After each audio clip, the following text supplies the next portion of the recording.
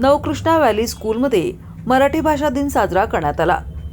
मराठी भाषेचा समृद्ध वारसा पुढच्या पिढीपर्यंत पोहोचवण्याच्या उद्देशाने आयोजित या कार्यक्रमात विद्यार्थी, शिक्षक आणि पालकांचा उत्स्फूर्त सहभाग पाहायला मिळाला।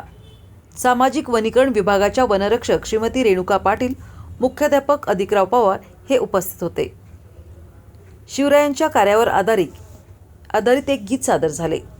लोकगीते आणि पाळणा, भारुड आणि पोवाडा, अभंग, भजन आणि कीर्तन, जात्यावरच्या ओव्या आणि एकांकिका, नाट्यकरणाचे सादरीकरण झाले। या कार्यक्रमात विद्यार्थ्यांच्या सादरीकरणाने सर्वांची मने जिंकली। विशेषतः विद्यार्थ्यांनी सादर केलेली सादरीकरणे प्रेक्षकांचे लक्ष वेधून घेणारी ठरली। विविध वेशभूषा करून अनेक पारंपरिक गीते सादर झाली।